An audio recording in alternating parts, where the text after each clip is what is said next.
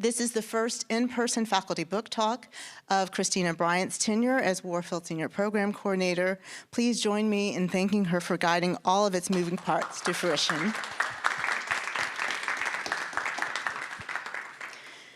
Because endeavors at UT are almost always the result of collective effort, I'd also like to thank the following colleagues for their support.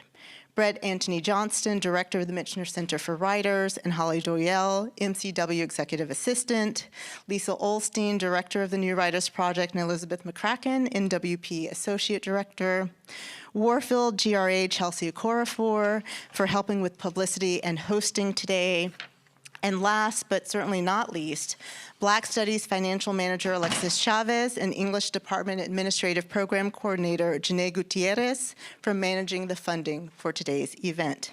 Please let's join in a round of applause for everyone who helped bring today together. Okay, so now to the main event. As I noted at the top of these introductory remarks, our featured author is Roger Reeves, who's an associate professor of poetry in UT Austin's Department of English. Roger earned his PhD from UT and is the author of Best Barbarian, W.W. Norton 2022, and King Me, Copper Canyon Press 2013. King Me has earned a number of accolades, including the Larry Levis Reading Prize, the Penn Oakland Josephine Miles Literary Award, and the John C. Zacharis First Book Award. In the interest of time, I'll note just two of the honors won by Best Barbarian. Finalist for the National Book Award in Poetry and, as of this Wednesday, winner of the 2023 Kingsley Tufte Poetry Award. Bravo, Roger.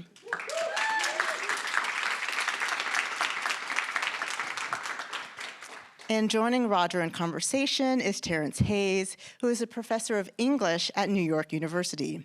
His most recent publications include American Sonnets for My Past and Future Assassin, Penguin 2018, and To Float in the Space Between, Drawings and Essays in Conversation with Etheridge Knight, Wave 2018. To Float in the Space Between won the Poetry Foundation's 2019 Pegasus Award for Criticism. American Sonnets for My Past and Future Assassin won the 2019 Hurston Wright Award for Poetry and was a finalist for the 2018 National Book Critics Circle Award in Poetry. Okay. So an impressive list you can imagine of awards, and there is more brilliant forthcoming. So Terrance has a collection of poems, so to speak, and a collection of essays, Watch Your Language, forthcoming from Penguin in 2023, so stay tuned for more. To borrow from Roger's remarks on winning the Kingsley Tufte Award, these are two poets who, quote, write beautifully and strongly, who make the sounds of their voices, the sound of their community, the sound of history on the page. In brief, they write the poems we need. So please join me in welcoming Roger and Terrance in conversation, and then after they speak for about 45 minutes, we'll open the floor for questions and discussion. Thank you. Thanks.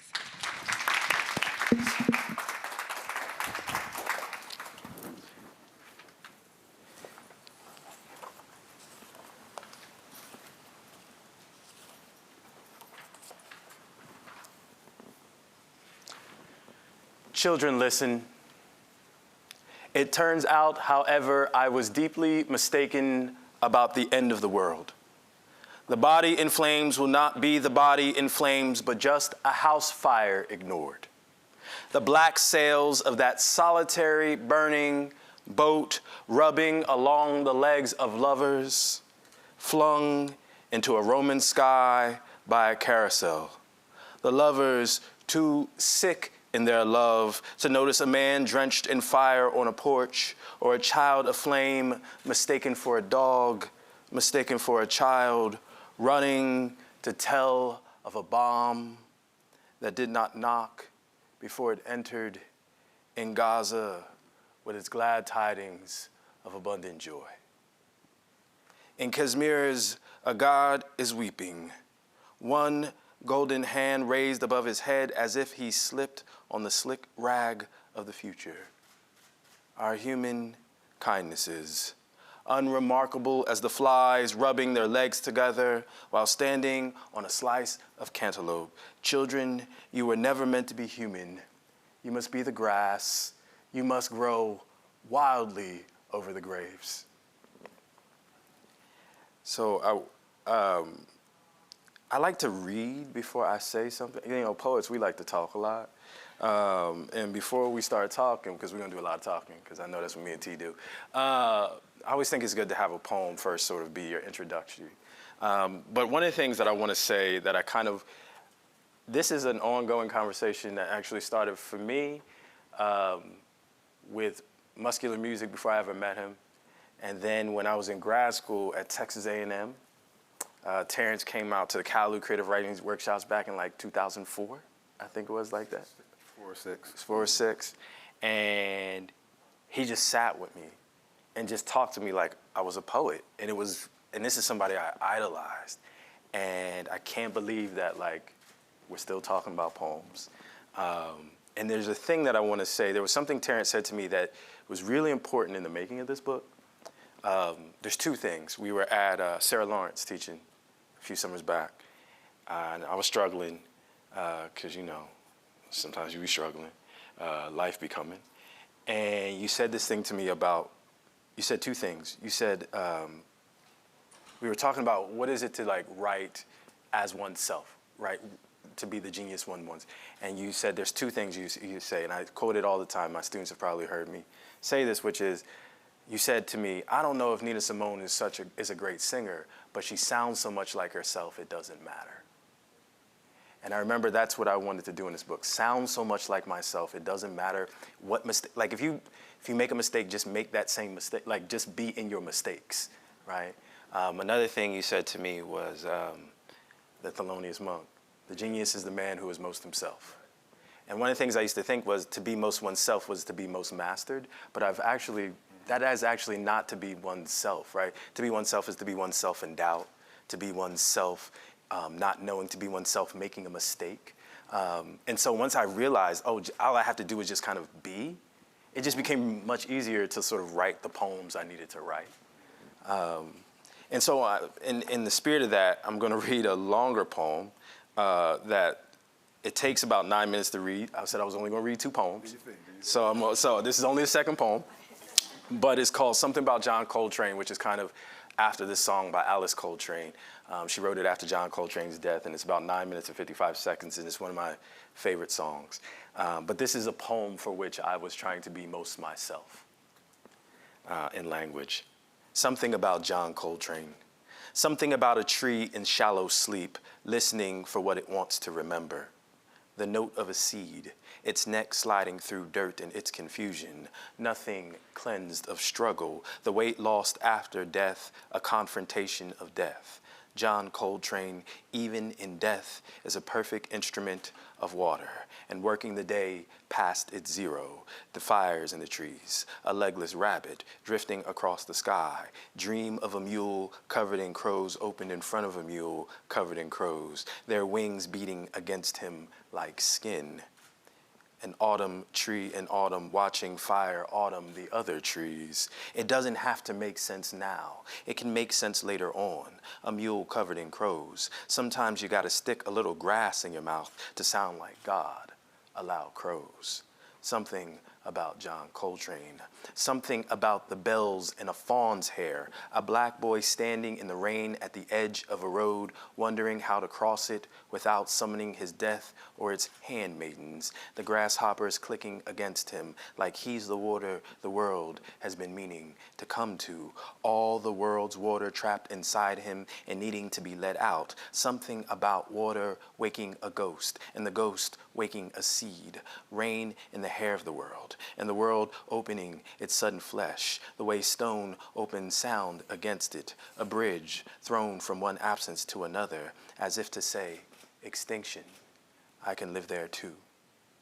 Something about Marion Brown. In a Georgia afternoon, the fawn listens to the Holy Ghost in a trickle of water and is suddenly thrown down on the floor of the sanctified church. The women's feet lifting, stomping against the wooden boards, and God somewhere he ain't supposed to be, or be momentarily, wasp in the hedge, sheltering from the rain, a woman's skirt hoisted and gladdened above her knee, the hem of her garment touched by the fawn's eye, and holy, holy, holy is thy name. In the snow the woman becomes on the floor, and the water ticking against the bottom of a pail, and Lord, the bridge opening above the fawn in the air, and he is what memory permits. Pine needles turning on the skin of a bucket of water, a bare shoulder in the rain, God somewhere he ain't supposed to be. Something about Marion Brown. When the light came to the Georgia fawn, it was in a trickle of water, a brown leaf suddenly underfoot in the spring's ringing green. The leaf underfoot speaks, became a ladder of tongues, ghost in the good wood a house fire needs. Yes, good God, yes, became the pleasure of placing your mouth, oh yes, Lord, right here, right now, Lord, on something holy, and holding it there until every sound in you becomes water, water moving over stone, moving in the hair of the trees, moving over the breast of the bee, beaver, buck of the day, its brown shoulder bearing the hesitant light, its crown and thorn, water moving over the infinite gates of the city, moving as the wing of the wasp, which is the voice of God, water moving over the two realms of the body, moving as the name of God. Something is coming to kill him, and something is coming to be born. Today, the fawn is both, something beyond blood, wasp somewhere in the hedge sheltering from the rain. Something about Aretha Franklin. Cousin Mary, don't weep. The eternal without the wound of eternity begins now. Sometimes you can be made more than your body while still in your body. Now that's power. A dog suddenly crying in the stables for no other reason than something lifted up in him in the afternoon, lifted way up and shook him into a moan, and a blade of grass gathered by a gale wind into a speaking thing. Just ask the Georgia fawn, all caught up in some running and gladdened by it. Happy is what the old folks say. The boy, happying in the field with nothing more than his body, and the dark landing its dark against him. It doesn't have to make sense now. It can make sense later on. The fawn coming in the rain, the dark bending about him. Power, Cousin Mary, power in the fawn climbing into the tree as the dark earth flying, and the clouds coming together above him, and no danger to hanging in the lower heavens as a bell, as foreign pollen breaking in the wind, scattering its brown voice on anything that will bear and not bear its gold. Vine, fence, a pail of water, the exposed shoulders of God. Now that's power, Cousin Mary, and nothing rudely or for the dream of a rude dying. The dream of this tree is not what will die in it, but what will live upside down in the rain, trying its voice in heaven and on earth. Power, eternal power, Cousin Mary. Don't weep. Something about the dream of a tree. Something about a mule covered in crows, the mule ridden by a fawn with bells in his hair, and the boy ringing across the field, and the field ringing across the boy, and all this ringing, opening, and with, and full of, and tarrying, and the silk skin of, and glory, and the hem of a garment, and help me, Holy Ghost, and yes, Lord, yes, and the tiny racket a seed makes cracking open in the dark, and the stone in the field worshiping the field by letting the day fall all about it without moving, and the dusk riding the rain, and the tree dreaming, and the light without confession, castigation, or beauty, but beauty, and the fawn thrown down in memory from once watching a hawk plucking red coins from the breast of a squirrel, and the fawn mimicking the hawk, his head dipping forward in the gesture of prayer, his mouth working against the wind, the invisible breast and belly of an animal,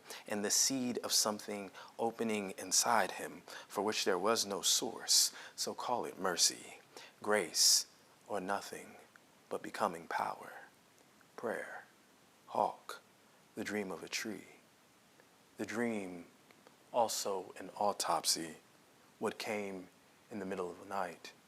A tree muttering about the muddle of fragrance, wounded sky bewound in light, morning misted in murder, maggots chattering, dawn's red rousing, calling it milk. My Cherie Amour's mystic wobble, the autopsy, also a dream. What came? A boy who found his work on the road and had to lie down there with his work.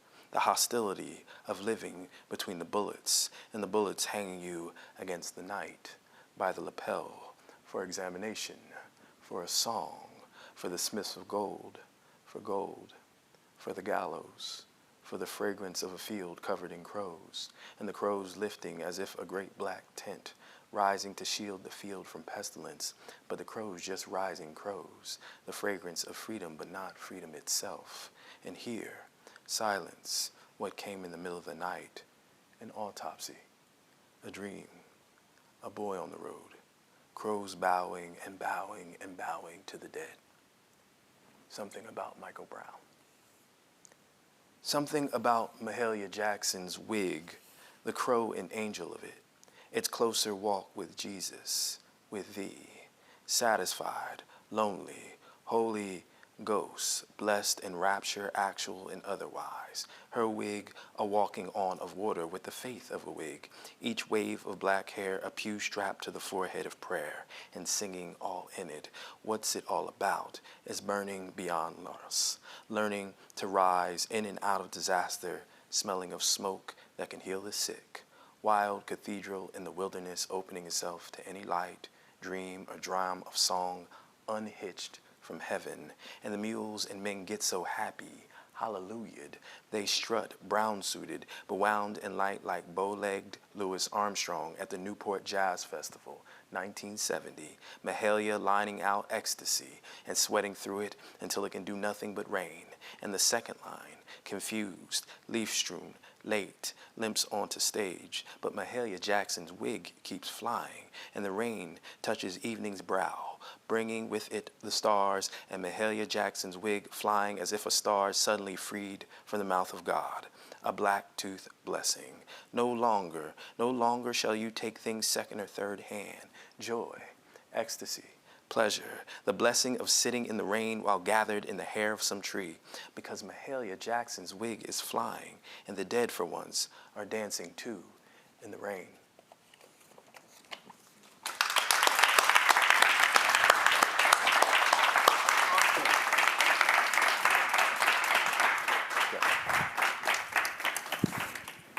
The thing is, it is very hard to be yourself.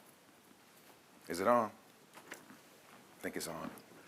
I think it is very hard to be yourself, and the achievement is, when it happens, when you find it inside the poems like that. There's so much to talk about. What you want to talk about? Man, whatever you want to talk about, T. Wow. Come on, man. I was like, I can't take notes because I'm gonna miss something, What I was thinking about in that last scene was that it's something from Michael Brown, and you almost forget, as we're talking about this wig taking off. But I just kept having these flashes of like the wig landing in the street, the way his body was there. Wasn't it kind of a dark gray, in the images, it is wig-like, the shape just waiting there. So, that's a bunch of stuff from the poem. So look, what I got now is I know if we just start talking, we can just move on through our normal things. We can pick up there as I was just this idea of what you're trying to put inside of poems. I have other questions. I have questions about your sort of epic capacity. But I also have a quiz that I was like, maybe I should just give you that. We can do the quiz. Hold that for me. Okay, here we go.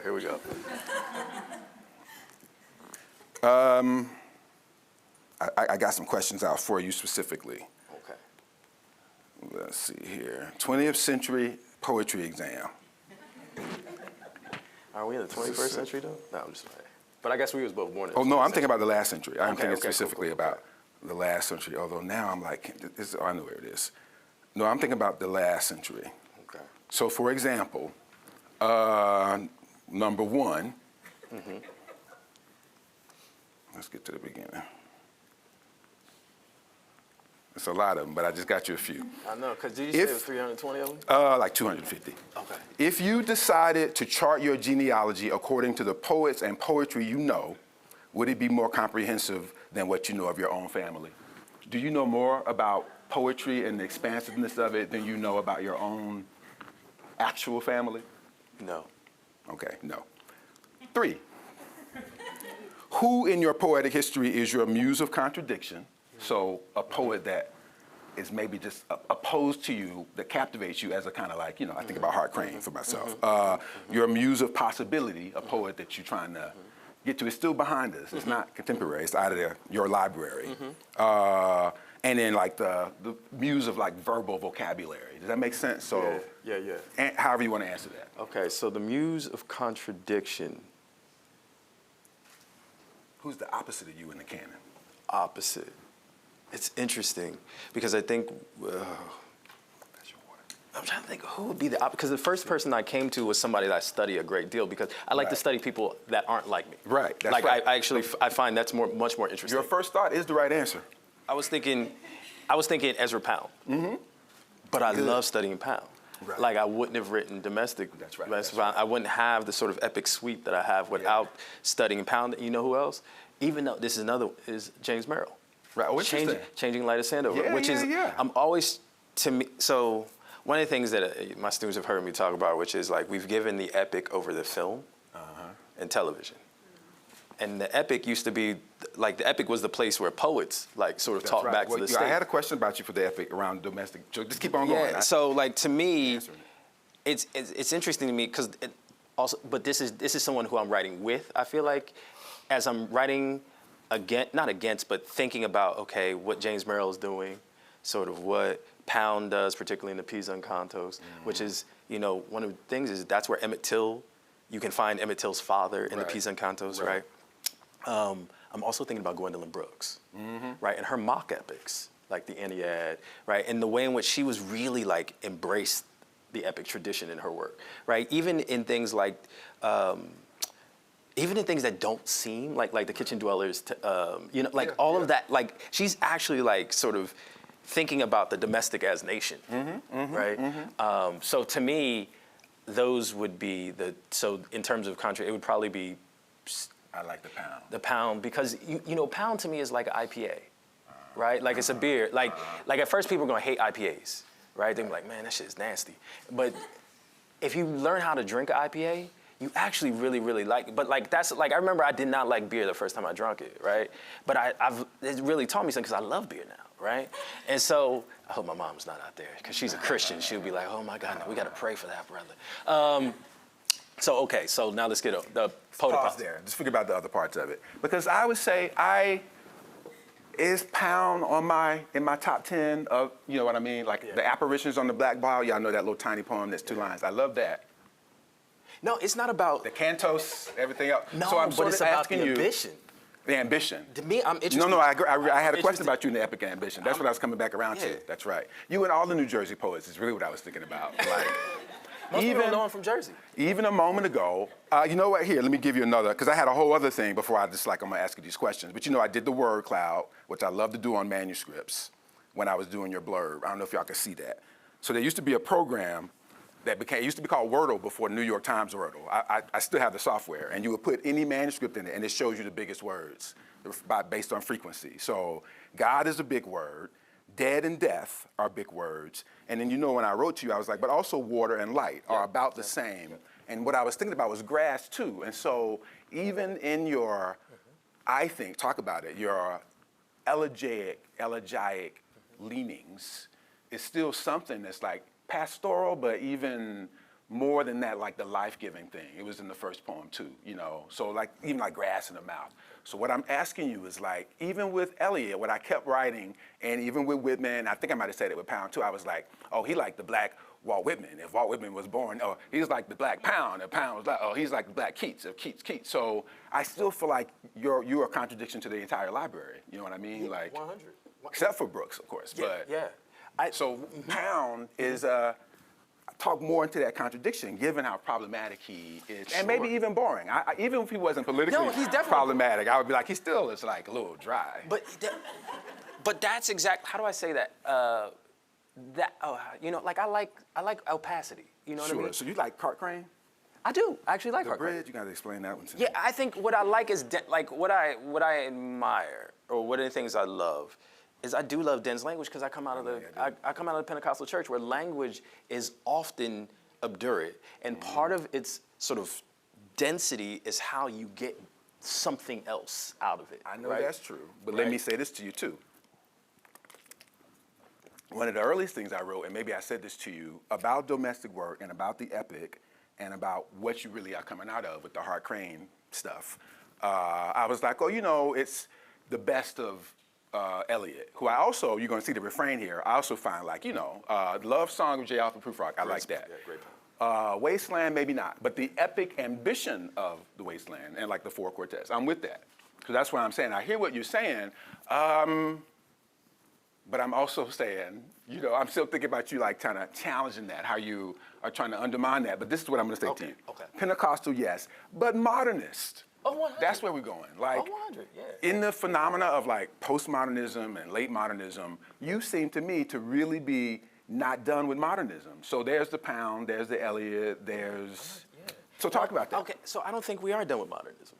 Right, like how do I say? Like I still think of what I immediately went to was Du Bois's quote, right? The problem of the 20th century is the problem of the color line. Totally, still. Are we have not yet Right. figured that shit out, right? So my thing, like, I'm not done with the modernists for a whole host of reasons. Partly because, how do I say this? I feel like we jettison stuff too quickly, particularly in America. Right, we like pick up whatever the new thing is, and we're like, but I'm often interested in sort of some of the gaps in the modernism, right? That were already there, they were already announcing certain types of possibilities that Black folks had already been thinking and singing in the spirituals and the blues, right? Like I think about the way in which the commonality of like one of the things we sleep on is the minstrel tradition in modernism, which is not a Black tradition, it's a white tradition, but it's a white tradition that's trying to sort of think about Blackness, right? And I do think of modernism as really trying to grapple with like the other, right? And this sort of alienation of themselves in this like new world, post-war or whatever. So for me, the reason I'm not done with them also is I don't know, like, how do I say this? I'm not ready for language to be nothing. Yeah, I get that. Right, like I think the too. postmodern sort of. I remember Baudrillard was like, we're in an era where we just hop over the whole process of like working through language, just be like, oh, it's nothing. Right, it's null. We can do nothing with it. It's all a construct. Yeah, and I'm like, yeah, that's probably true. But did you work at like what did you work to get through to act? Like to me, some of the work is the sweat, right? And I'm interested in still sweating. Right, I'm interested in still sort of working through language because even if I get to the point where I'm like, oh, this is, I've taken myself through something. Does that make sense? And I don't know if the postmodernists give us that sort of delight. So that then potential delight. I feel like I know the answer, but I want to hear you express it. Okay. Talk about like the other side of that. So you have given a very smart, historically contextualizing answer, and yet if we start with like, what is the relationship between modernism and elegy?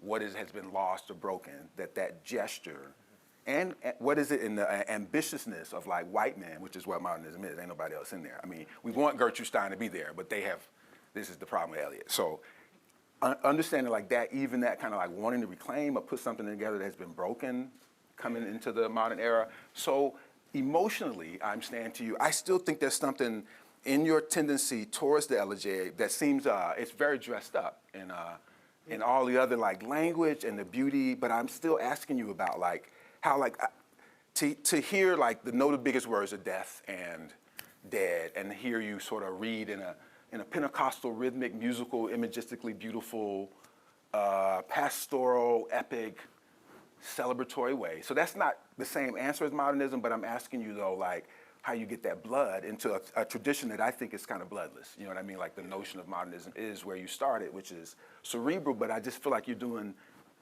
other work with that, basement work. So I might give you the answer, but one of the things I'm really interested in is duration. And how long can we go before we're boring? Right. right? The modernists were like, fuck it, we'll just be boring off rip, Sure, right? sure, yeah. And I'm like, oh, I don't like that. Like, the thing is, I think about, there's a book on the African American essay. I forget the woman who wrote it. I think it's, she's passed recently, but Cheryl Wall, and she talked about the sort of will to adorn, right, and eloquence. I'm a sucker for eloquence, Sure. right? Like if it's an eloquent sounding thing, I'm kind of gonna be like, oh yeah, like that's a weakness of mine, right? It's a strength and weakness, and so for me, I think what it is I think about can we make a joyful noise in the middle of a storm, right? Can we sort of in the middle of the elegiac, in the middle of what seems like Fracture, rupture, death, broken, the recursivity of violence. And what is it to be like black and American? Like, can we inside of that make something, right? Make something that's like, even if it's just like, I'm teaching this whole class right now. My class here, as we talk about this, I'm teaching a class called Black Ecstasy, right? Thinking about blackness, black poetry and ecstasy. And one of the things I showed them was a film by this Dallas filmmaker named Jatovia Gary. And it's a really beautiful 6 minutes and 11-second film where the sort of central moment in the film is she's taking this archival footage of Ruby Dee giving a soliloquy from a slave narrative. And in the slave narrative, the woman she's portraying is talking about her mother one day working in the fields and just jumping up and being like, I got it. I got the answer. Right, and she's like, "Oh, we're not gonna be. This isn't gonna be always, and I'm gonna be free one day, right?" And then the Ruby Dee characters that she's playing says how the master comes out and says, "If you keep making this noise, I'm gonna beat you. I'm gonna beat you right here." And he proceeds to beat her in the field, but she gets up and she's like, she gets up in ecstasy after the beating. That to me is the way I think about that, moving with the elegiac and the ecstatic. Resistance. Right. Yeah, and in the way in which that, I think about those moments in the civil rights movement where before they would go out into the streets and march on MS Curtis Bridge, the night before, they are in churches singing to buoy up their spirit, to prepare for the dogs and the water cannons, right? Because they needed that sort of ecstatic play inside of them, because when they were going outside, that shit was not going to be ecstatic. Right, it was going to be, but they had to carry. So to me, I'm interested in the poem that can be like, okay, y'all, we about to get in these streets, and they about to turn these water cannons on us. But guess what? We sang, we buoyed our spirits up. So to me, that's what the modernists didn't, right? Like they didn't need that, or they didn't want that. And I think, but there's something about the formal engagement of duration that I think some of what I'm trying to get to requires me sitting a bit longer with the thing, a bit longer with struggle, and just figuring out how to get to the other side. And maybe not get to the other side, to be in it and find joy in the middle of it, right? Does this make sense? Yeah. I hope this doesn't sound too crazy. It does. I have like a question running next to it. I hope somebody keeping up with time so y'all can get some questions in too. I asked Claudia and Ocean this last night. We were doing something at NYU, and it's a basic question about where the stuff outside of your work comes from and gets into the work. So I said also, like, well, what would you have been doing if you weren't a poet? Is another way of thinking about that. But with you, I'm thinking about it because of how big your head is. Like, from the film and the music, everything just, it's a funnel, really. It's like, it's your head and then it's opened up on the top and stuff is just coming down into it all the time. 100%. So I'm still thinking about it as like writers in the room, and it would be a hard question for me to answer too, which is like organizing all of that stuff.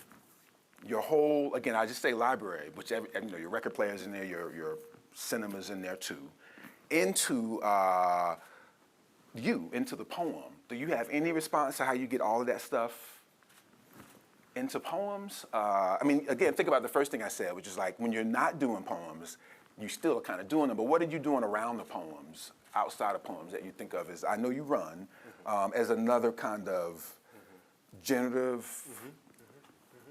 Yeah, it's funny, the way I like this is, again, like if you doing yourself, it doesn't matter what you sound like, because you'll just be sounding like yourself and people are more interested in. That's right. Right. Everything And so in your head belongs in the poem. what I try to do is not tell myself no to anything while I'm writing. That's right. Like if it comes, and I try to figure, and even if it's kind of mysterious, I know I can make it make sense later. Hence why I say in the poem, right? That's like kind of an ars poetica. That's a reminding to myself. It doesn't have to make sense now. It can make sense later on. Practical question. Does that mean you have a bunch of notebooks, or does that mean you're writing on your phone? Does that mean All of the you're above. journaling every day I and don't you're journal not? every day. So that's the question. Like how, Yeah. are you Yeah. journaling with line breaks? You're not journaling? Where are you getting this stuff from? I just be thinking, man. Like, okay, so there's so I'm teaching Kevin Kwashi's Black Aliveness next week, and I was reading it today on the plane, and he talks about how Fanon talks about look, a Negro, and how like Negro becomes with looking, right? Mm-hmm. And I said, oh, I'm gonna give you like I might not be able to write this poem now because I'm gonna give this away. Yeah. And he said how look becomes synonymous with Negro, and I said, well, what if it's Negro a look? Right, and so I started thinking about like what that would be like if that was a title of a poem or the opening into a poem. Like so because he says, so to me this is how I read. Right, I'm looking for really interesting. So because right there in that moment we have a sense of like metonym and synecdoche moving. Right, there's a poetics happening right there. And so I said, well, let's invert it. Let's say Negro a look. Right, and that can do a lot of things. You can Negro a look, i.e. turn it blackly. Right, like I think about your blue poems. Right, that's like he has these poems in Wind in a Box where he blues everything. So it's like the blue Keats, the blue Baraka, the blue Seuss. Right, and so it's like turning these different sort of iconic figures in our heads in terms of thinking about like what would be the bluing of them or the blues of them. And so I was thinking you could Negro a look, right? Or it could be Negro a look, right? So there's so many ways to me. So that's one thing. I'm always looking at language. And one of the things I learned to do, and this is from reading again, which is whenever I misread something, to write down what I misread. Yeah, that's right. Because often that misread is really, really productive in terms of writing a poem. Like, it's so many times you're like, oh, da-da-da, and you're like, no, it didn't say that. Your mind, so I'm like, oh, I want that. I'm writing all the time. I'm writing in little notebooks. I'm writing on napkins. I'm listening to my daughter speak. Right, I'm listening. She becomes sort of like what's really beautiful is when you have lots of people around you and you just listen to them speak. You're picking up so many patterns of language and ways of thinking about metaphor. So there's that. So I think in terms of music, man, I'm always like listening, but sometimes there's like I'm working on this novel, right? And so there's this one song by Alice Coltrane that I use to get into the tone of I just need to listen to 30 seconds of it. And once I listen to that 30 seconds, I'm in the space of the novel, no matter what. That's how I get. So I don't know, man. I'm just looking around, man. I just be thinking, you do the same thing. Let me do a challenge for you. If I've been thinking and saying the same thing for a long time, which is the idea of trying to get, you onto record, trying to get some version of yourself. So it's what you said that I said to you. Obviously, I say that all the time. I love to say the Thelonious Monk thing, with the genius is the one who's most himself, obviously. But what I was thinking today, because of texting and email, I won't say who I was texting, because I deleted it after I decided not to. But what I thought, as I was going to say, I'm going to see Roger. Oh, yeah, I know. And then I was like, I ain't going to do that. But what I thought was like, what people will say to me sometimes, obviously I know it's true in poems. It's a problem. I'm setting you up with a problem. Which is like, who do you trust more, my texting self or my real self? Because I'm a writer. Right. So I can be so persuasive in emails and in text. And I would say, what I was thinking coming down here, and I had sort of brought it up last night, the problem with the poet in front of the poem. So even reading with Ocean and Claudia last night, I think it has something to do with COVID. I just felt so in the way of my poems. And I just sort of said, I just can't wait to be out of the way, which is really dead, And so I was sort of saying, I actually think in my argument about why I would trust my texting self, even if it's constructed, because it's going to last longer. So here's the idea about the poems. Like, are you not trying to really get a truer version of yourself in the poems? Because you are such a mess.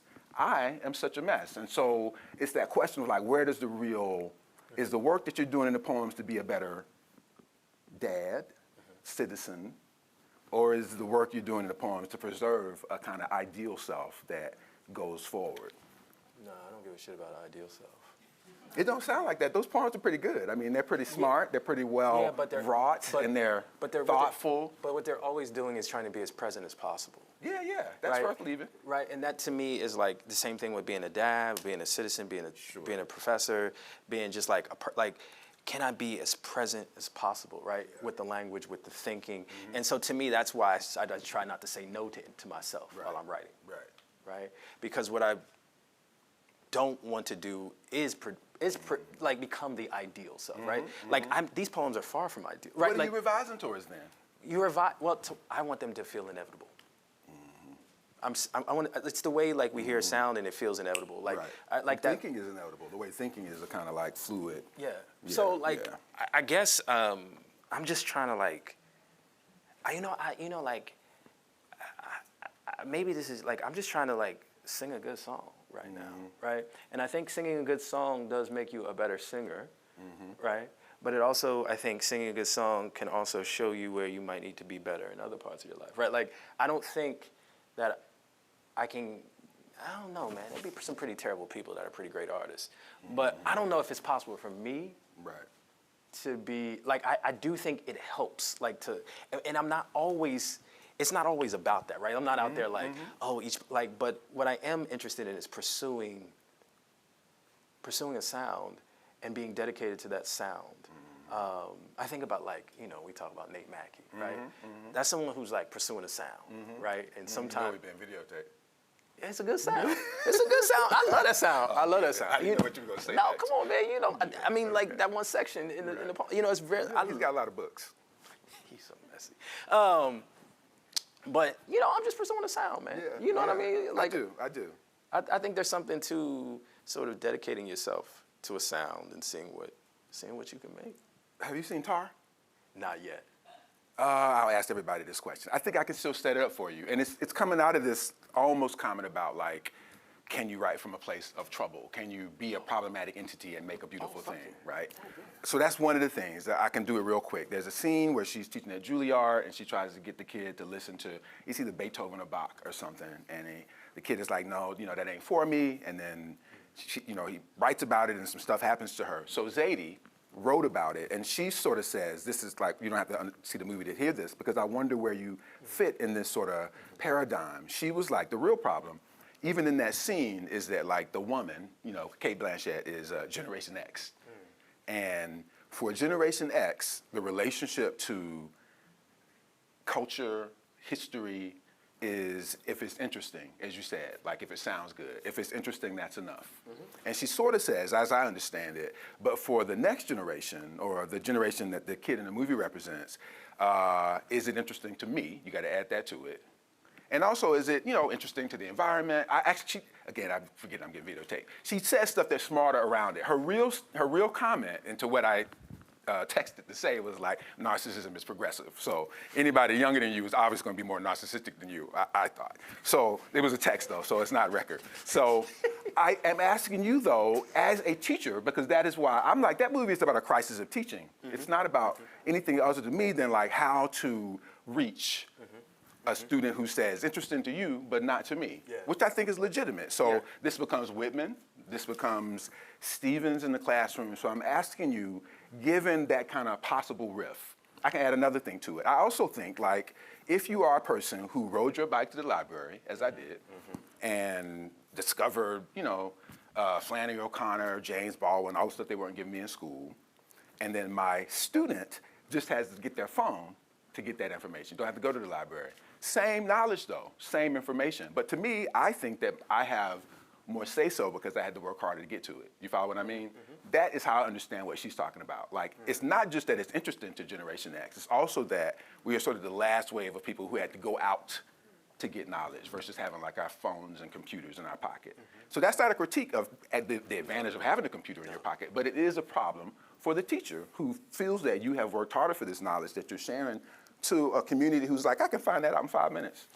So teaching what's interesting, what's problematic to a community who says, like, why you gotta make me suffer through this stuff? Yeah, I have lots of thoughts on that.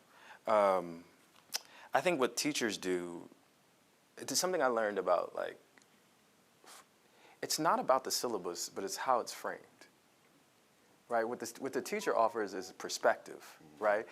You may like that perspective, you may not, but it's the framing and the sort of, I always think about like, so I say this thing about a poem, right? Like I think about a microphone or I think about a cup, right? And too often we see this version of the microphone or this version, and we don't actually like walk around it, right? And I think that's the goal of the teacher is to get you to walk around the whole thing, to see inside of it, to actually think, oh, what would happen if this is not in this context, but in this other context, right? The questions, right? So I remember I had a great pedagogical, this is gonna answer your question, I think. I had a great pedagogical experience when I was in my MFA, my first year in my MFA. First class I ever took was with a cat named Bruce Snyder. He's a poet. And he said, I want you to bring in a poem that you love and a poem that you don't understand or hate by a different poet. And we were to just talk about them and workshop these two poems and read them. The poem I brought in that I loved was Phil Levine, What Work Is. Cool. Right? So I loved that poem at the time. Quiz. We didn't get to it, but it's on there. And then the poem I hated was an Ashbery poem. Now, if you ask me now, who do I find more useful?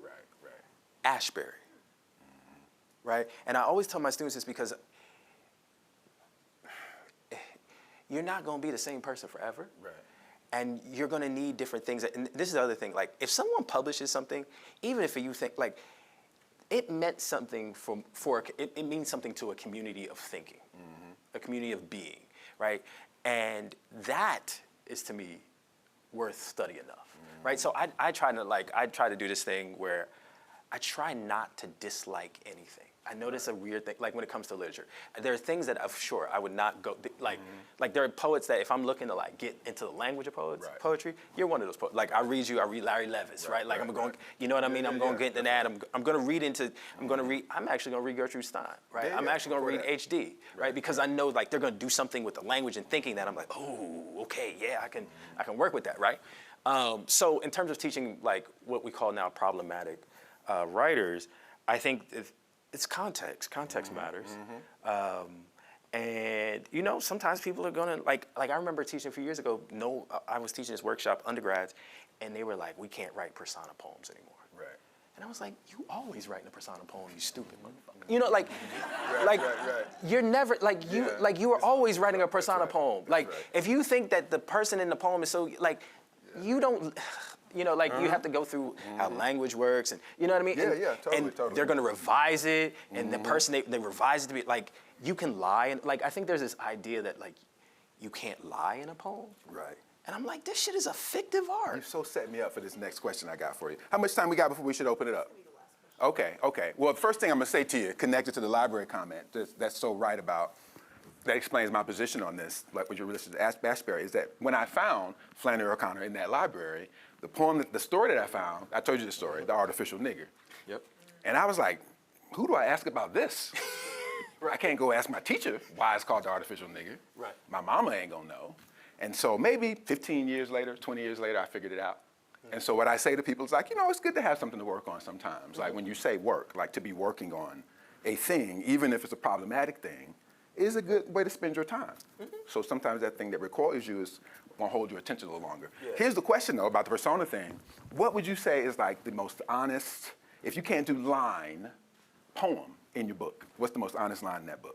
Honest line? After you said this thing about persona, but also getting our real self into the things. And you know, you kind of know, it might even, for me, it would be almost a too personal question to ask. Like in the course of reading a book, hidden around so much music and image and sound, you know when you come to that line that you was like, that's a real line. But I'm always trying to find, like, how do I said the top one though. The top one is probably you know when you come across it. It could be a poem though. It don't have to be I think it's probably after the funeral, where I ask, what madness may I deliver to my daughter? Yeah. I have that one quoted too. Amazing line. Yeah, like because you know my father was schizophrenic, and we know it's hereditary, and I was really worried about having a child for that reason. One of my questions: who profits from John Berryman's madness? I know I do. You know. Yeah, I know his kid did. But Berryman is one of those poets like people are like, oh, like when I remember living in Chicago, struggling in my first like job. And I was reading the Dream songs every day and crying because I felt that shit. Like, I mean, yeah, he uses Mr. Bones and all, like, Yeah, no, I'm with you. like, I think Berryman is like, and just formally, he's a fucking genius. Yeah. But like, what he's getting at emotionally, his emotional, that, life, friends, is boring, we must not say so. Yeah.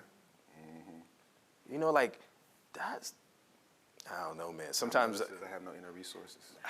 no inner Very well then. Very well then. But you know, my favorite is the last line. With the dog. With the dog, the wag and the comma is the wagging tail. Come on.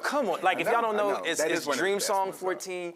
Go, it's amazing. And even like, you know who put me onto that? Because this is like way back, Jericho. Right? I was like 24. I was like, man, I want to read somebody who's like, who's interesting, who's doing something like, just like, and he was like, gave me Berryman. I was like, ooh, what is this? Like, Huffy Henry hid the day, unappeasable Henry sulked. Right? I was like, what? But then that language, I was like, oh, all the world wants, like a willing lover, once did Seymour Henry sigh. Right. I think of Berryman the way I think of Billie Holiday, or maybe even Hendrix. Not quite Plath, even though, you know, like the cost of that, the burning of that fire. So I do think like, it's like the difference between Billie Holiday and like Cassandra Wilson. Yeah. Cassandra Wilson is technically got it all, and she's learned to not make the same mistakes. She ain't gonna jump off no bridges. But she became a MAGA. Right. So I'm asking you, I'm asking you about like that, the line, and there's all kinds of questions in there. Like I would say, as your boy, like I'm like, well, of course he would know to give you Berryman, and you would be interested in Berryman, partly because of the biography and partly because of what. Same thing. I think Berryman's dad committed suicide. Shot himself in front of his head, in front of his window. So there is that line that really comes out of what I'm pushing towards as we close it down to open it up around this question of truth and vulnerability, because again, what I think is like, it means more than death. And you know, I'm like this too. I'm a Scorpio, you know. So the death and the dead thing, the elegiac is just more real than the celebratory. So even when you say the singing, you know, it's a stay against. Yeah, 100. All of it. And so I'm sort of talking to you about like in the work, negotiating a kind of vulnerability that would let you really get super close to that stuff. It comes and it goes because you still have it couched in like amazing sentences and epic ambitions and notions of everything that fits in your head, but we still come around to like, you know, the truth in that line that you're giving us, which is certainly a resonating line, and this question of like negotiating, you know, the blood and the brains in the work, the vulnerability and the intelligence, which to me don't always, sometimes they go in opposite directions, like what it means to be vulnerable versus you know what's really super funny? smart. I actually think that's what, I've never, and this is honest, like I've never thought of intelligence as distancing me from my vulnerability. Cool. I think of it as actually the thing that can help me get close. That's my gift. Right. To get close to people, to get close to others, to get close to myself is actually being smart, being analytical, because I think being analytical allows me to feel and to see and to have, like, to really think of others. Sympathy. Right? And so for me, it's so interesting, the vulnerability. I want to be as like I think the funnel, right, that openness, really, it comes out of two places. I think about when Nikki Finney's a Black poet. She was at my first Confessional, for which I got a lot of trouble. And she said this thing that she was like, when you come to the page, you must wound it deeply. You must draw blood from the page. You must always, there must be something that comes out of the page. And I remember then she came to Spelman my senior year of college. I went back to college after Confessional, and she talked about how she brought that alienation essay by James Baldwin, and that a writer cannot like really get to the things they need to write about unless they can embrace being alone, which to me means embrace being vulnerable. And it disturbed me for many months because I was like, what is this being alone? Like, do I know how to do that? Right, when I was in my early 20s. So for me, I'm really just like each time trying to get as close as I can to also saying something that surprises myself. Right, that makes me feel and know something I didn't know. So yeah, I don't know, man. But you know, it's funny though. I gotta ask you because you, at the same time, like I think about some poems you read me in the last year, right? Thinking about your daughter, thinking about your son, right? it feels as if when you're writing, you are definitely trying to talk to yourself Yeah, certainly.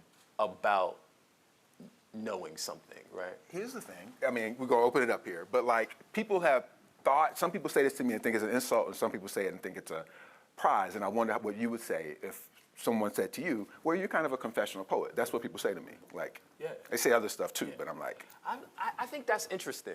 Right. I think, because I believe in lying, right? So, like, I believe in lying in the poem. So I want you to, like, I want it all to feel as seem a like a confessional poet. poet, Right. right? But, like, that's the artifice, Right, right? Like, right. the artifice is there, right? I don't mind. It's interesting. I think it all depends on, like, what is led up to the quote-unquote declaration of the confessional, Right. Like, often black poets get called confessional when, yeah, that's a whole, like, Yeah. I think there's some we're going to open it up. Great I stuff still in read Plath, so you know where I go. I believe in, I be writing towards those hot moments. So Plath, the Barbarian too, confessional poet, Barbarian. Toy, Sharon, I think of like some of the people I really follow are nakedly that. So I think inside of any gesture, for me anyway, that is. Would you say that about Komiyaka? He's more like classical to me, But he does what's interesting, which is hide the confessional in such a way that you can still hear it ring, He but it reveals still a is lot. hiding it. I think he's hiding a lot. Okay. I think he's hiding a lot. So you hear those sparkling moments, which I think that tension between the artifice and persona of the poem inside of like a very real statement to me is super exciting to have those moments happen. I think I get that out of what he does. Y'all got questions for us? And here's a microphone if y'all do. That's interesting. Is Yusuf confessional? Hey, is this working? Okay, hey, I'm KB. So I have a question. Right now, one of my school assignments is to read the Iliad, right? And I read the Iliad, and I read memorials after that, and I've been like flipping through a whole bunch of different translations, and I'm interested in what you were saying about the epic and like how we've like the epic doesn't seem like a form that is used in excess right now. And I think like a lot of traditional forms especially like have their seasons. Like the sonnet, I don't know, like at least like in 2017 or something like that, right? We were like in a sonnet moment, but I'm like, everybody's writing sonnets right now. Like that's the thing. But like people haven't been writing epics, right? And as I'm like reading this epic, I'm like, oh my God, this is like a lot. And also like all of this repetition, like it's very confusing at a lot of points. I don't know if it's a well-written poem. I think it's kind of fan fiction. It's a whole thing. But I'm also like, so if the epic was to have like a comeback, like what would its role be in today's society? Because I also think that like forms go through seasons because of what's happening in the world. And like, I'm like, okay, what would the epic of COVID look like? Or like, what would we do with that if we were to have a kind of epic happening today? Is that necessary? Is it, I don't know. I'm curious about that because we're in a like very big narrative poetry moment, like the novel and verse, as you know, Roger, that I'm really interested in as a form, and like just narrative driven poetry is having a moment. But I also think that like the lyric is just what a lot of us are writing. We're writing a lot in like apostrophe. We're writing a lot in the I space. We're writing a lot of like conversations between two people or conversations between like a group. But like when I read the Iliad, I'm like, the speaker could very well like not be there most of the time, and like it's kind of this overarching like thing that is being said. It's almost like the poet is like from the perspective of like a journalist or something, or like a person making a religious text, you know? So anyway, that's my question. You said what would happen if, that was a great question, if the epic, what would be its purpose? And I would be like, well, I think, like, why? Because is that not what, I understand the book as asking that same question, like, can I get away with the epic with people's short attention spans and everything else? So I think that's a beautiful question, but I'm almost like, are you not already trying to answer that question? Yeah, so it's funny is you brought up the lyric, right? And we're in a lyric, we've been in a lyric mode for like thousands of years. Right, like it's not just like the 20th, like we've been in the lyric mode for like thousands of years, right? But what's interesting is, this might get to about sound. We have more stomach for lyric, right? And so what I did was, I'll be honest with you, I think the jazz song, the form of a jazz song is actually the form of an epic. Wow, yeah, that's true. So right? The form is ABA, right? If we look at it, we get an announcement of a theme, a motif, right?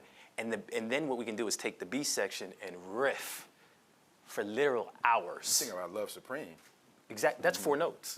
Doom, doom, doom, doom. The whole record, the whole thing, acknowledgments, it's in 4 parts. Yeah, too. exactly. Yeah, the whole song. To me, what I'm thinking about the epic is Mind blown. is that it's not about separating it from the lyric, but it's about taking like lyric values and sort of lyric utterances and allow that to inform and be in, right? Like we don't need to separate them. We just need to say, oh, because the lyric came out of the epic, right? That was the like little song portion, right? And then it was the bastard portion, right? And so that's why it was in a different metrical form, right? And then they were like, oh, maybe we could just like write poems in this little bastard, singing song, right?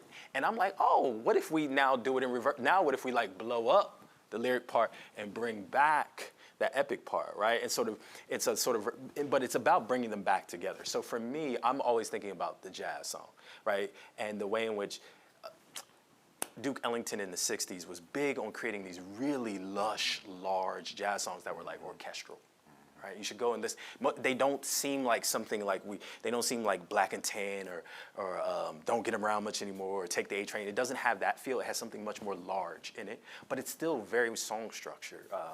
And so lyric-like. So what I would say is, I think it's not about rejecting the lyric, right? But it's about using lyric sensibilities as we're thinking about like critiques of the state, which can be in a lyric, or as we're thinking about like dealing with the underworld or dealing with the life and the afterlife. So like, to me, the epic that could teach us maybe to write about COVID is actually Gilgamesh. Because Gilgamesh is Trump, right? But Trump never lost his lover and had to go into the afterlife to find his, right? But that moment of like, I know. But that moment where, there's a moment where Gilgamesh, his lover Enkidu dies, and he has to go, and like, he's like, I gotta find him, right? And Enkidu is in the afterlife, and he eventually talks to Enkidu, but he asks Enkidu about the afterlife, and he says, there's all these people in the afterlife that have never been mourned, and this is where they're at, right? They didn't have the proper funerals. Right? I think that could teach us about like COVID when I think about the way people died and couldn't have, right? To me, this is the way, or the way I would think about it. Like to me, there's something to, and we also need that communal song. I think we need the communal singing. I think that's what we're calling for. I think it's why we love Beyonce so much. Right? We think of her as singing the communal song. I think she is that's why I invoke her in the second poem. I'm like, okay, let's invoke the muse. And it's Beyonce right now, right? I don't think it's radical, but I gotta invoke it, right? I gotta sing with her, I gotta bait her. I'm trying to ask Beyonce, like, wouldn't it be great if Beyonce actually sang a fucking, like, epic song, like that was like she wants to do this like New Orleans, she wanna, talk about Hurricane, like do a Hurricane Katrina album. Right? Like do it, like that shit would be dope, right? So I don't know if this is answering the question, but I'm gonna give you one of his answers. I do think he's trying to get at it, and you started early on in the talk about, you use the word duration. My word is stamina. Like a question of like, is stamina in the long run equal to talent? Like, can you work on a thing in that time? This is Emily Dickinson to me. Like, it don't matter if she's good, she just wrote a lot. That's stamina, that is an achievement. And I kind of almost feel like that, so I get the image of like the long distance runner as a kind of gesture of the epic. Or I get the distance, you keep talking about song, if the woman is in the field and he comes out and beats her for singing, she will wear him out by singing continually. Yep. So he'll beat her, he'll get tired, he'll go in, and she'll still be there singing. Even if she's on the ground, even if she's standing, the next day the sun, even if she's dreaming, she's gonna be humming a continual song that wears out that kind of violence, that wears out what we think of as like the good and bad of the lyric, the good and bad of the instantaneous payoff.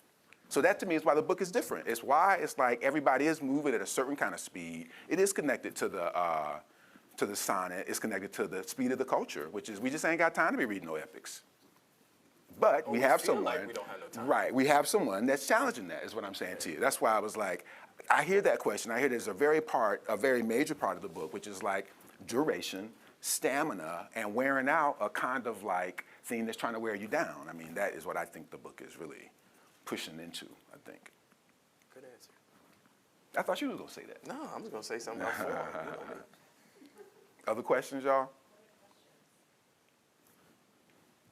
It is one of the biggest things about it, I think. One of the kind of, what you're responding to is like, I think everybody sort of senses that in the book, which is the scale of it, I think, and how often it is or how long it's been since we read a book that had scale as a part of what it was trying to get at, I think.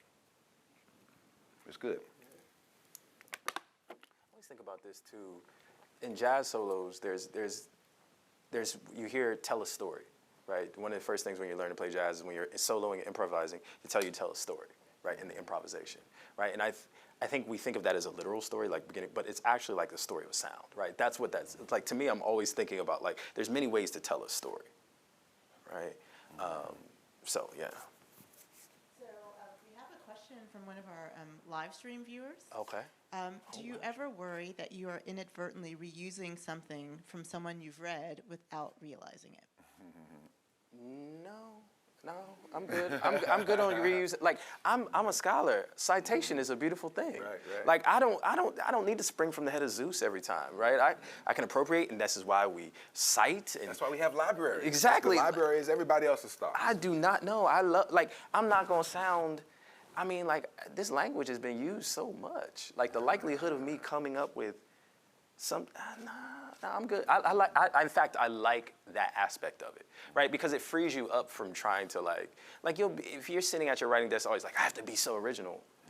Man, that's that's a terrible feeling. Yeah. Like you can't get up and do that every morning. You know, you need something to kick off and spring against. So for me, I love having that. And I like citing. I like playing in the citation. Like I love it. Again, I'm bringing up jazz. I love in those moments where you're listening to what's that? The Jazz Messengers, and you hear Yankee Doodle in the middle of something. You know, like I love that. Or even, what's really the creator has a master plan. plan. That's the love supreme. Supreme, right? That's a love. Or even, what I love is that actually you can see that a love supreme really comes from the Firebird Suite, from what's his name, Stravinsky, right? If you listen to the opening of Stravinsky's Firebird Suite and then listen to the opening, it's the same thing. Right. It's beautiful because jazz art, citation is how you make something, right? There's a scene like that in Tar, which I've seen 4 times, where they're talking about somebody using somebody else's notes. Clearly, I wasn't paying that much attention. But, yeah. Too hilarious, T. It's that funnel thing. It's all in there. Yeah. I'm talking about how using everything. It isn't academic in the best sense of what it is. I was saying this last night too, we're in spaces, often not this space, where people say there's something wrong with being an academic, but we know it just means that you using stuff, that you have research in mind, that you're processing things. I don't think it's a bad word, actually. No, so I don't you're totally that. Lyric, I love emphatic, academic. that. Yeah. And what's going on? I was going to ask a follow-up to an earlier question, but I'm going to modify it a little bit. I wanted to hear your answers to the 3-part first question, but the second 2, which were the muse of possibility and the muse of vocabulary, I think it was. And are there any academics in there? Oh, yeah. Yeah, that's a good one. I think the muse, the muses of possibility, Fred Moten comes to mind, right? I think there's a way in which I try to teach Moten even when I don't understand all of Moten, partly because I think he just opens up so much possibility because he's creating on the fly, and he's like, oh, we can be undisciplined in this way and still be making something, right? Because we need to be encountering certain things. Like we're encountering the Black radical tradition, we can't do it lightly, right? And we can't do it in the tradition that we've been given. So Fred Moten, I would think in terms of muses of possibility, Larry Levis, I mentioned. I'm trying to think of David Ferry. I really like David Ferry, and he turns 98 this Sunday. And whenever I read David Ferry, I'm just like, oh, he's figured out how to make the ancient contemporary for him. And I think that's a really difficult sort of thing. How to turn, for a long time, I was like, I couldn't write poems that had an I in it because I felt like we're living in such a solipsistic period. Everybody's like, I, look at me, come on, like me, tweet me, and I'm just like, oh, that feels so terrible. And I didn't want any poems to have an I in it. And then I started reading David Ferry in like 2017 again. And I realized what he does with the I, like when he's thinking about his father who's passed, he somehow, it doesn't just sort of feel like a solipsistic sort of moment. So I also think, I'm trying to think of who else I love to read. You know who else? Tracy K. Smith's second book was Body's Question, and then there's... That's not the Mars, but that's the third book. No, it's Duende. Yeah, that's right. Duende. That's right. That's that right. book for me is like one of those books I'm just like, oh, I can get in here and do, like, to me, I'm always just looking for where in the text, like I try to leave gaps in my text so that like people can be like, oh, I can do that and riff and go this way. So those are my muses of, and then the muse of what? Verbal vocabulary, that could be Fred too. Yeah. I think Fred, Nate Mackey, I think Gwendolyn Brooks. I'm trying to think of who else. I like the way Terrance, like to be honest with you, like the way Terrance plays, I mean, this is why we're like friends, but like I like the way he plays in language. Like he'll just, and you'll say things that people sometimes, I remember teaching American Sonnets for my past Future Assassins, and sometimes some of my graduate students were like, I can't believe he said that. You like some of the stuff you say, particularly, when you're talking about bodies and things like that. I like that daring, so. Let me do something with you, because I had a Fred Moten question too. And you have these essays coming out. So like if Fred and Sadia are doing Black studies, we talked a little bit about this, and this was a little bit in that note, right? I was trying to I do know, I can totally see the lure of Fred. I love Fred.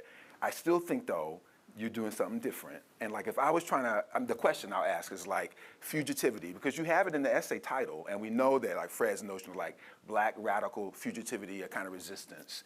And I was like, but is that what you have too though? Because now that you put it in the title, I'm like, you know what I said? I was like, I think it's like Black humanities more than fugitivity. No, if it's a kind of Black studies, it's a Black studies around the humanity of Blackness versus the fugitivity of it. So I'm sort of asking you about, not necessarily where you part ways with him, but how you view this notion of fugitivity since you have it in the forthcoming essays. Yeah, I think about it in a very literal sense. So I'm thinking about like hush harbors, which I write about, which are these spaces where Black folks during slavery would go to like the edges of plantations, go to bodies of water and have church or study together, right? And they use the water to mask the sound, right? And sometimes they would come back, right? Like they didn't run away. They would just, I think about those as like fugitive moments of study, right? To me, I'm thinking about like that or underground, right? The undergroundness of things. Because the reason I'm thinking about These fugitive. are underground commons? I mean, there's something Yeah, there. the underground, but like what I'm interested, I just think we're too fucking talkative. And we give all the shit away on Twitter. Like we're gonna be organizing over here at this time, come and infiltrate us. Yeah, you know what I mean? Like that shit bothers me. You know what I mean? Like there was a space and place and time where you didn't want people to know what you were doing because you was really doing something. Right. You know what I mean? And you were doing something that people did not want you to do. So for me, I think I know what you're thinking. Like I don't think of Fred as like Afro pessimist, right? Like, but I do hear what you're saying because I kind of don't like the human as a, me. We've talked about this before. I think we should just jettison that shit. But like, I do like what Kevin Kwashi's doing in this idea of aliveness. Sure. Right? And I think that's the thing I'm interested in is like, how can we be alive and abundantly so? Yeah. Right, so. Hey, Bassam. Is it working? Yeah. Yes. Okay. Great reading. I had a question about the title of your collection, and also I haven't read the book yet, and of course, I mean, I don't want you to give anything away, but I was curious in light of the conversation we've been having about the epic, right, and kind of sort of the division that was made between the Greeks and the barbarians, right, and then to what extent your project, right, is kind of taking that, the tradition of the epic, right, from that sort of rarefied provenance, right, to those people, the barbarians, right, who were not supposed to have these sort of cultural touchstones, right? So, yeah, I don't know. That's something that struck me in light of the conversation. I mean, the Iliad has come up, right? I mean, so, yeah. Thank you. No, I think, I remember I have a friend who poet, Solmaz Sharif, love her work. and she was talking, she has a poem where she says something about barbarians and the bar sound, right? And I was thinking about that. And then so I was thinking about sort of Barbarian from Somaz, and then I was also thinking about Nate Mackey's Splay Anthem. And he has an opening essay in the book of poems where he talks about the Adumbalu, which were the Dogon, or people of Africa who like disappeared. Some say they like space traveled because they had like star systems, maps, and cave that you couldn't see without telescopes, but yet they had them mapped. And the Dogon had this notion of the Adumbalu, which was a draft of the human, and that there were all these drafts of humans before the actual like human that we like walk around with were made. And so I wanted to combine this idea of like the barbarian and these drafts of humans. So when it comes in a poem, I say best put on your best barbarian, right? Because I actually think for me the fact that when the Greeks heard it, they just heard noise is actually kind of useful to me. For a whole host of reasons, right?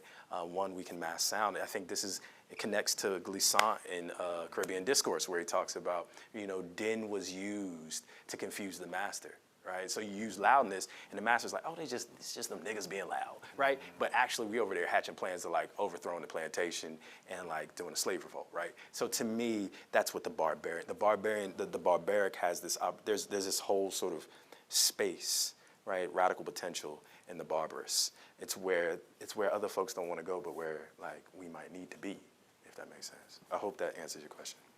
Again, let me tag on my little thing here. I don't know, I was like, raise your hand if you don't think that's a terrifying title. That's terrifying. It's a great title. It's got all kinds of nods in it. It's like, can you say it neutrally? The best barbarian. You can't say it neutrally.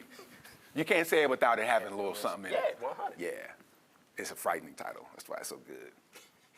Thank you, T. I appreciate you. Who is the best barbarian? You don't want to meet that one. No. So my question is about the kind of epic, and a lot of the epics that have been mentioned, the Iliad, Gilgamesh, etc., are in translation and have been translated multiple times. And I'm thinking of, I think, the most recent Iliad translation, which was said to be like more feminist and was kind of breaking the form a little bit. And so I'm wondering how like those newer translations of epics fit into your kind of concept of like creating or returning to the epic, or bringing the lyric back to the epic. Yeah, I was looking at, there was a woman who redid the Odyssey a few years back. I forget her name. Is the Achilles, Song of Achilles? No. Same woman.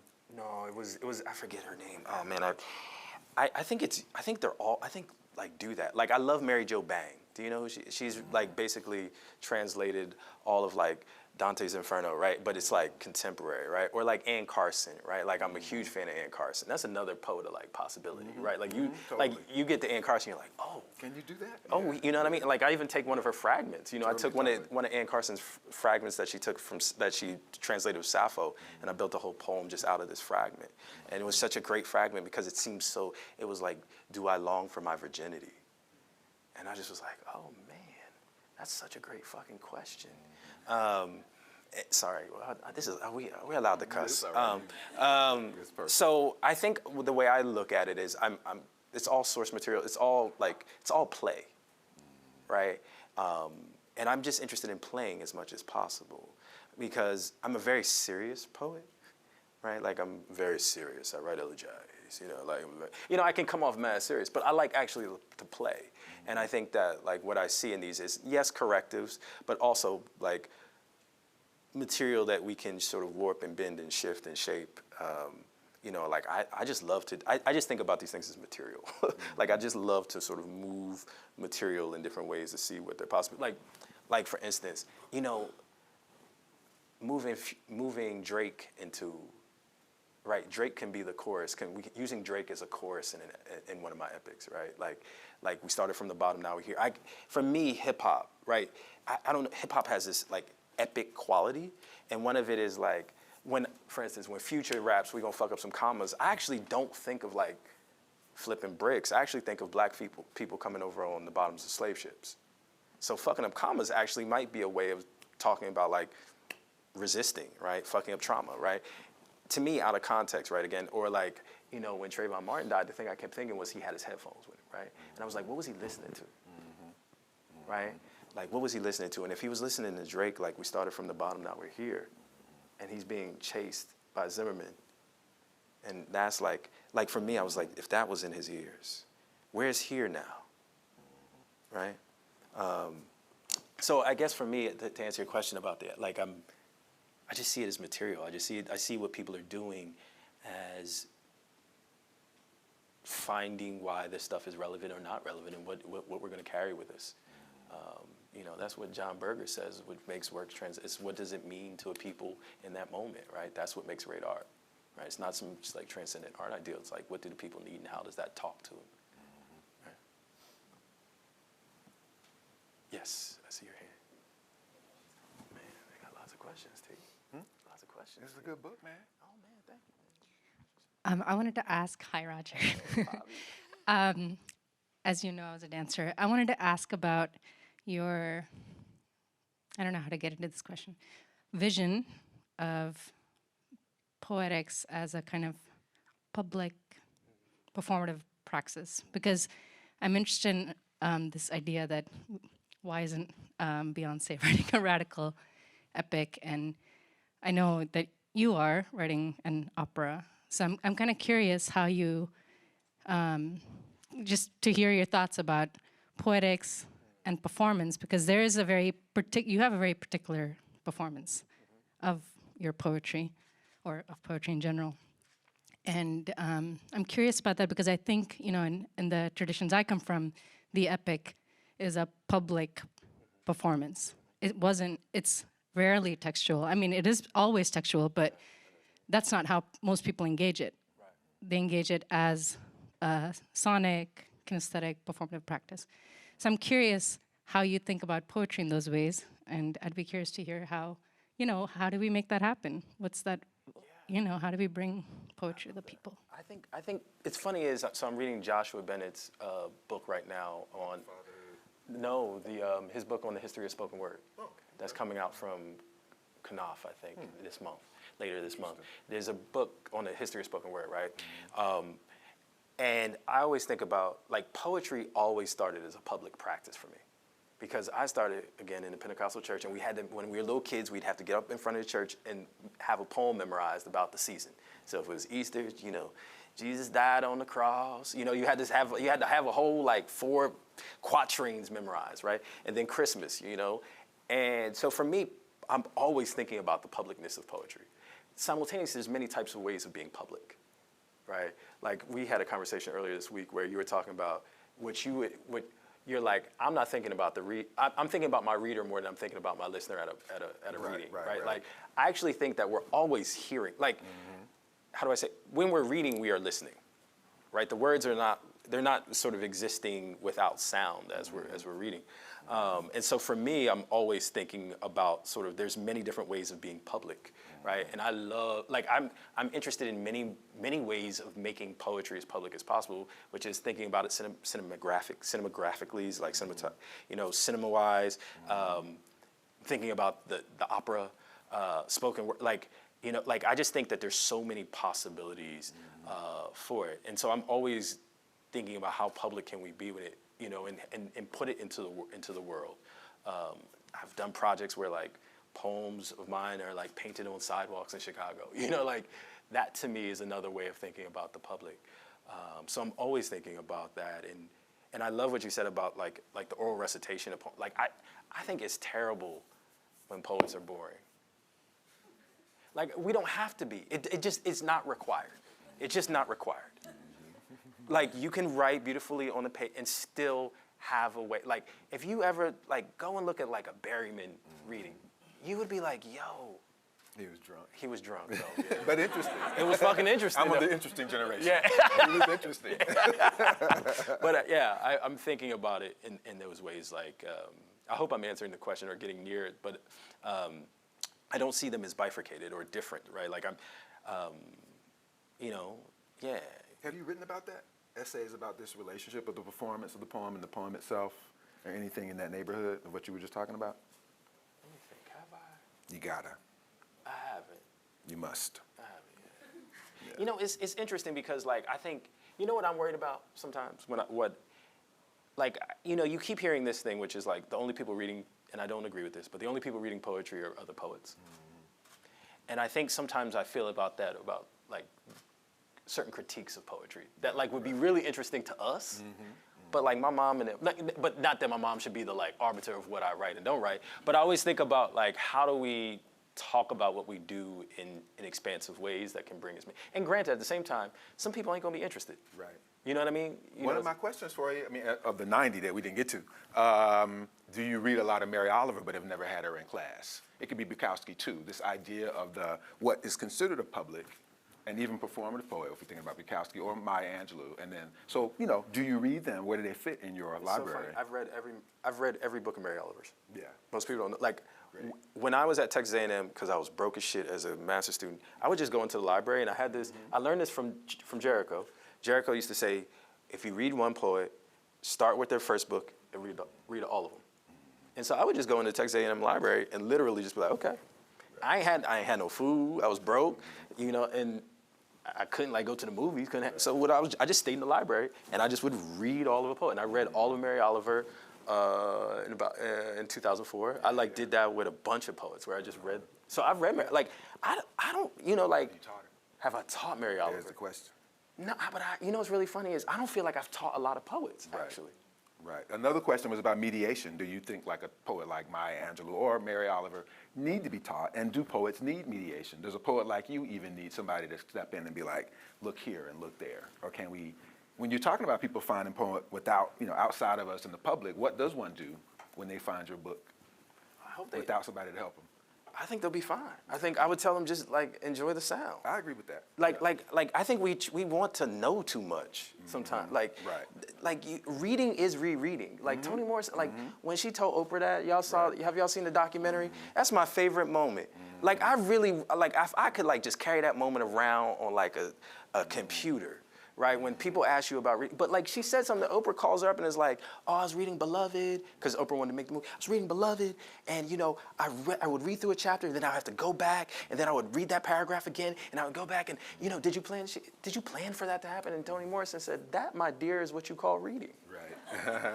Right, like quite simply, we're lazy ass readers. We think if we don't get it on the first read, then it's not like, and I'm like, that has never been reading. That's right. Reading is rereading. Like that is just the nature of like that. Like my daughter's learning to read. She has to reread the same sentence over and over to gain fluency. Right. Like I just don't have a stomach for like the way in which we try to accessible. I say like it's just engagement. Like if it holds you there, the longer you're sitting there with it, that is the achievement. If you can get somebody just to even sit with your poem and be stuck on it for 30 minutes is a great thing. I think how do I say it? Like life isn't easy, right? Why are poems gonna be easy? Right. Like when your life is like I want everybody's life to be easy as a fucking tweet, right? But it's not. Life ain't that fucking easy, right? So like I think to me I'm thinking about it in like I just want people to enjoy. I just want people to go for sound. I just want you to be there for the sound. And then you can get the other stuff later. Right. We're just here for sound. Like, you know what I mean? It's a good time. It's just engagement. You just want them to stay there longer than they thought they were going to stay. Yeah. It's a very low bar, but a hard thing. Just to be like, think about that in a workshop when people are trying to get consensus around meaning. You're like, well, you engaged it. That's good. Why we got to do more than that? Just like you stuck there, it's like playing Scrabble. It's just you doing it. That's the thing. Yeah. To do it, that's the reading thing. Yeah. Just the act of reading is the thing. It ain't necessarily always about information. No. Not at all. Questions. Sorry, I forgot. We're still doing questions. I wish we could go on, and I want to thank Terrance and Roger for letting us eavesdrop on the middle of an ongoing conversation. No, really, like there are so many things I want to take back to my students, to my desk when I return to my writing.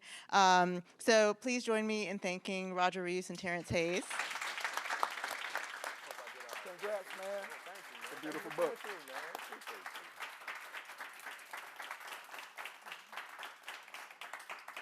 And to our Warfield community members, new and returning, thank you for spending part of this sunny Friday afternoon with us. If you enjoyed today's event, you might also be interested in our final 2 programs of the semester.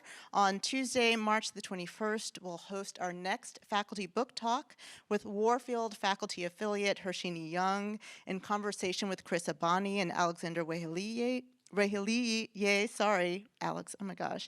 And on Tuesday, April 4th, we'll host Angela Davis, yes, that Angela Davis, for the annual Eric Williams Memorial Lecture. For more information about these events, please look for the Warfield Center on the web, Facebook, Instagram, and Twitter. Thanks again for your time. Please stay and enjoy some food and fellowship if your schedule permits, and take care. You saw that Octavia Butler went in there? No. There's that in the middle.